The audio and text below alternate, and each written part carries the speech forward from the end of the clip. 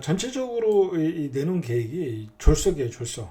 자, 왜 그러냐면 지금 지역 반발이 일어나고 있지 않습니까? 그 핵심 지역, 뭐 태능에서도 그 그린벨트 해제 때문에 반발이 일어났고, 과천에서도 반발이 일어났고, 그 마포에서도 상암동에 임대주택이 또 들어온다고 하니까 또 반발을 하고 있고.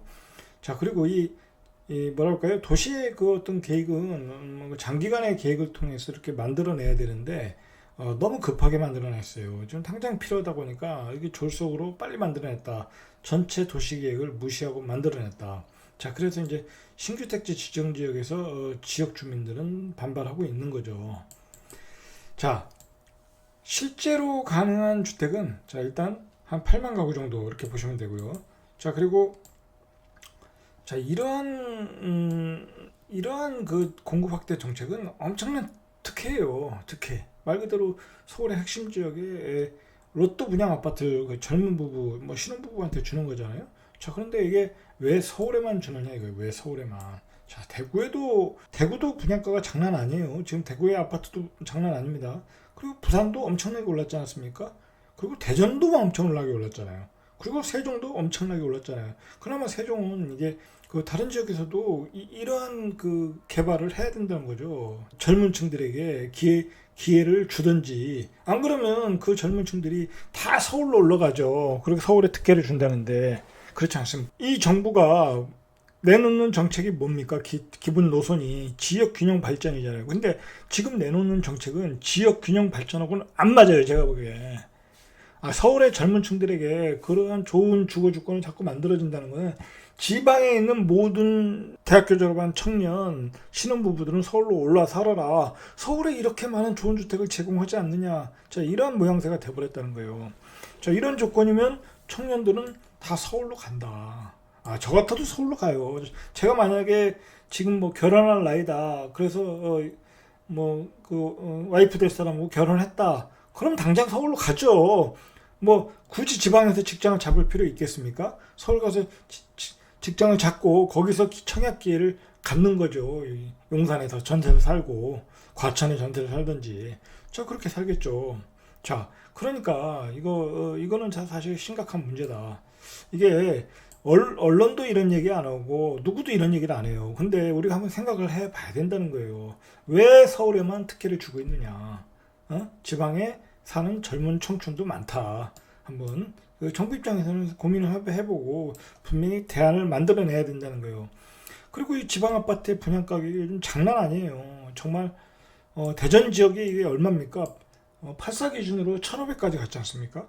뭐 서울 기준으로 1,500은 비싼 게 아니라고 할 수 있지만 대전 기준으로 1,500이면 비싼 거예요. 그 분양가가 결국 아파트 기존 가격을 다 올려버렸잖아요. 자, 그 1,500도 비싸다고 날린 거예요, 난리. 자, 그러니까 지방에도 공공 분양 아파트를 정부에 그 토지가 있으면 내놓으라 이거예요. 내놓으라. 당연히 그렇게 해야죠. 서울이 그랬으면 지방 광역도시도 지방 소도시도 그렇게 해야 된다는 거예요. 자, 그러니까 이게 정부가 개입을 하면 끝이 없는 거예요. 끝이.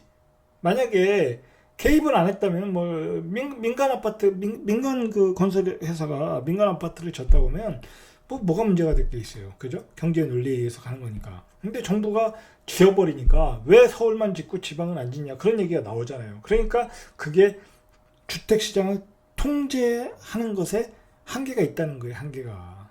그 어떻게 정부의 일이 다 관여하겠어요. 전문가들이 정부에 대해서 정부의 부동산 대책이 엄청나게 실수를 많이 하지 않았습니까?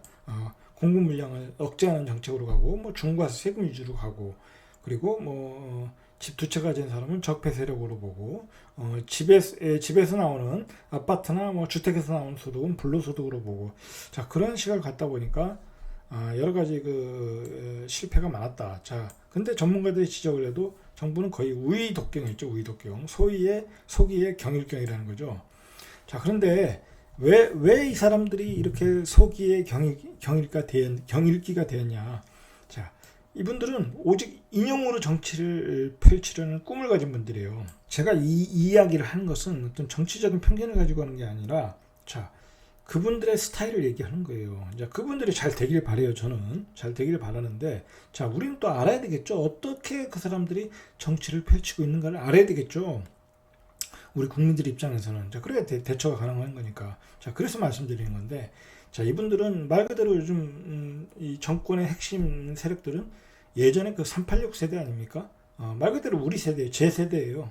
그 호원 철폐하면서 막 그 데모를 하던 세대죠. 그리고 그 당시에 또 그런 좌파 이념들을 많이 공부했고, 뭐 저 학교 다닐 때만 해도 뭐 대학교 내에서 자본론 강의도 하고 막 그랬습니다. 뭐 저도 한번 들은 적이 있었는데, 자, 그러한 그 좌파 이념으로 틀이 잡히신 분들이에요. 그러니까 그 좌파 이념, 어떤 그 빈부격차의 해소, 그리고 사회적 갈등의 해소, 자, 그런 걸 정치로 해결하고 하려는 꿈을 가진 분들이에요.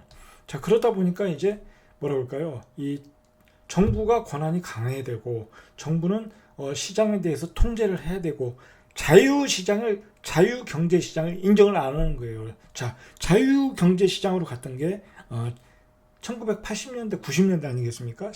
자유주의라는 정책이었죠. 자, 그 정책으로 갔을 때 빈부의 격차가 너무나 컸다. 뭐 물론 그렇게 해서 마지막에 터진 게 바로 이 2008년 금융위기라고 보는 거예요. 2008년 금융위기가 바로 신자유주의의 어떤 그 종착점이었다. 자, 그러니까 그 정부가 개입을 해서 어떤 그 통제 경제로 가서 그 자본의 분배, 빈부의 어떤 격차를 줄이는, 양극화를 줄이는, 자, 그러한 통제 경제로 가야 된다. 정부가 그런 생각을 가지고 있어요. 저는 그 생각이 나쁘다고 보지는 않아요. 나쁘다고 보지는 않다. 자, 근데 그 생각이 너무 과도하게 들어갔을 때는 부작용이 일어날 수 있다는 거예요.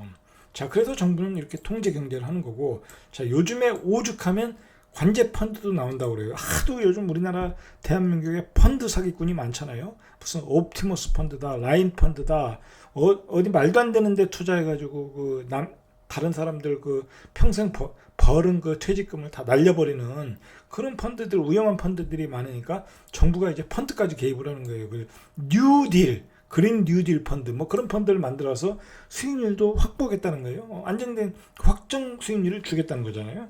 자, 그렇게까지 하겠다는 거예요. 자, 근데 이건 제가 뭐 나중에 한번 이야기하겠는데, 그 펀드에서 그런 수익률이 나올 수 있느냐? 저는 나오기가 그렇게 만만치는 않을 것이다. 자, 근데 만약에 그 수익률이 안 나오면 그 정부가 보조를 해주겠다는 거잖아요. 세금으로 보조를 해주겠다는 거예요, 그게.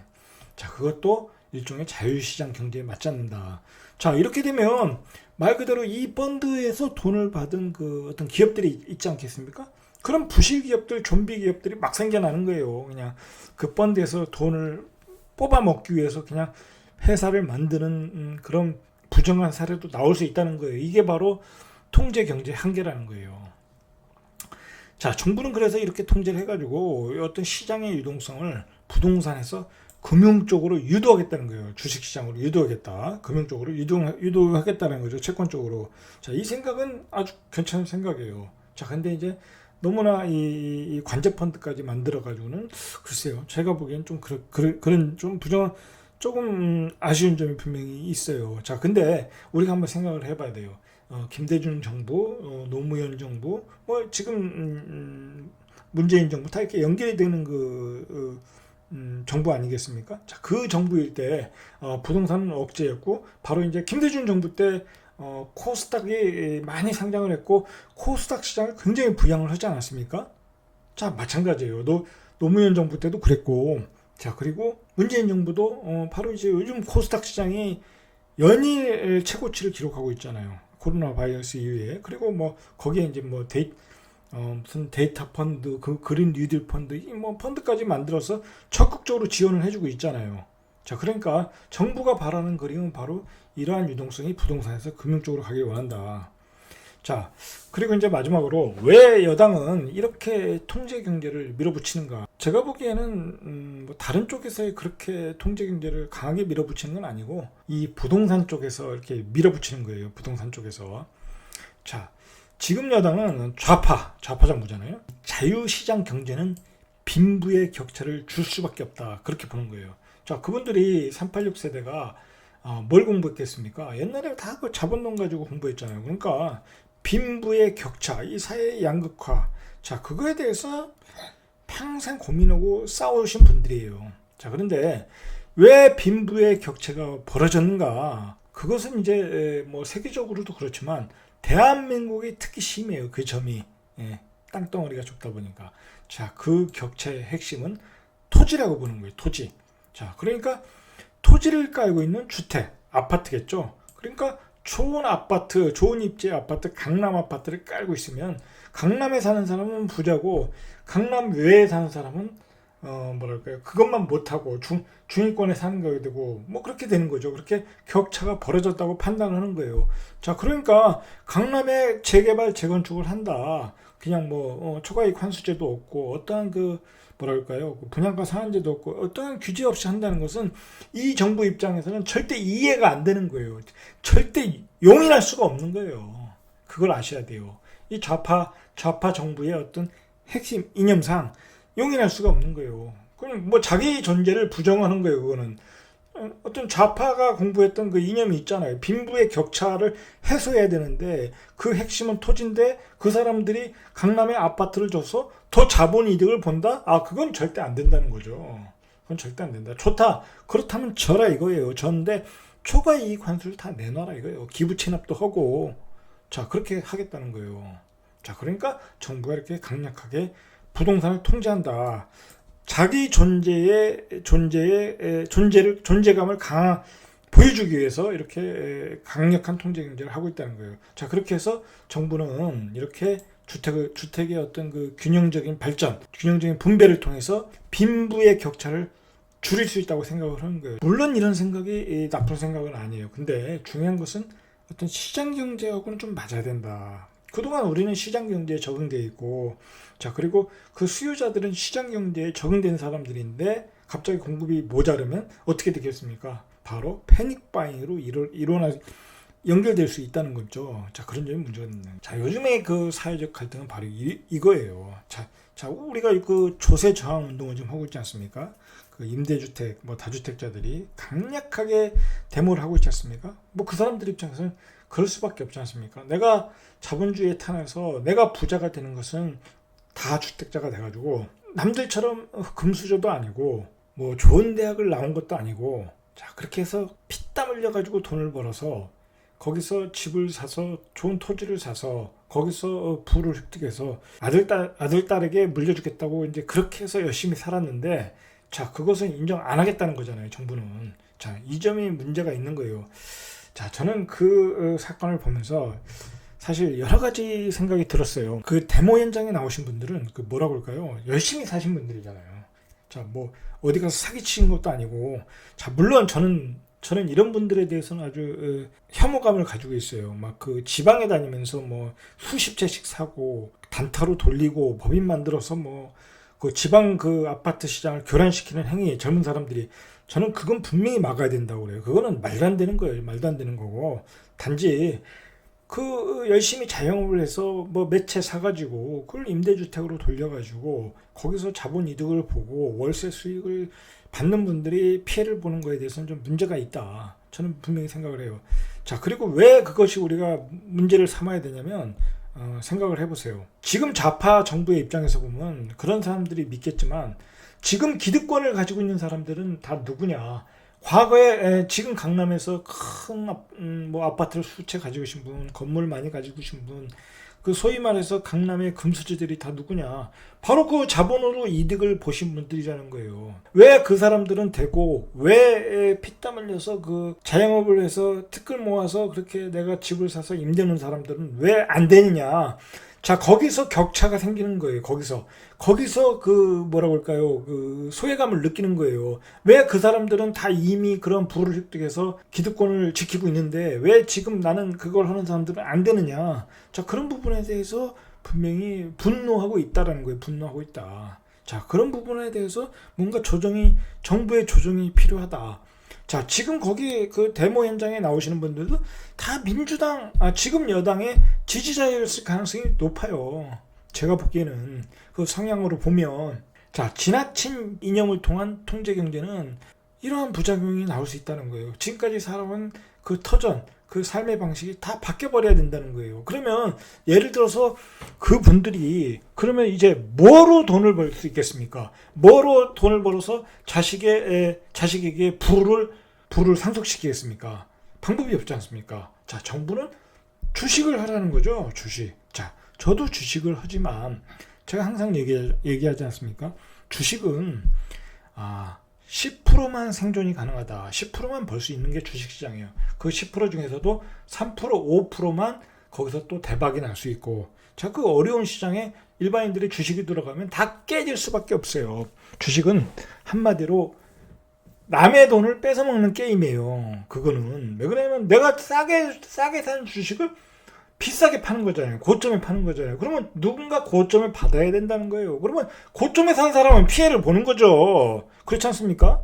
피해를 보는 거예요. 그러면 그 고점에 산 사람은 손절매하고 나와야 되는 거예요.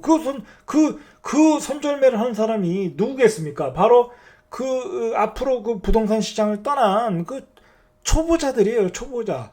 줄이나들이 들어가서 또 피해를 보는 거예요. 그러니까 정부가 주식시장으로 이렇게 유도하는 것도 사실은 바람직하지 않다는 거예요. 대한민국의 주식시장으로 봐서는.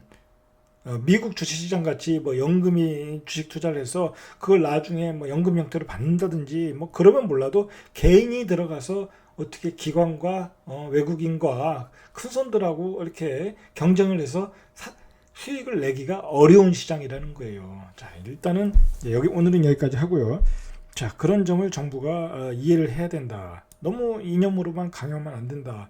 한번 그 조세정으로 나오는 사람들의 얘기를 들어봐야 된다. 자, 그리고 저는 그런 사람들과도 대화를 해야 된다고 봐야 돼요. 대화를. 왜 대화를 안 하는지 모르겠어요. 분명히 대화를 해야 된다. 자, 진짜 돈이 많은 사람들은, 건물 많고 아파트 많은 사람들은 그런 자리에 안 나와요. 나올 필요가 없죠. 뭐 까짓것 세금 내면 되니까. 자, 그리고 다 피해 나갈 방법이 있어요. 저는 그런 게 바로 이제 담론인 거예요.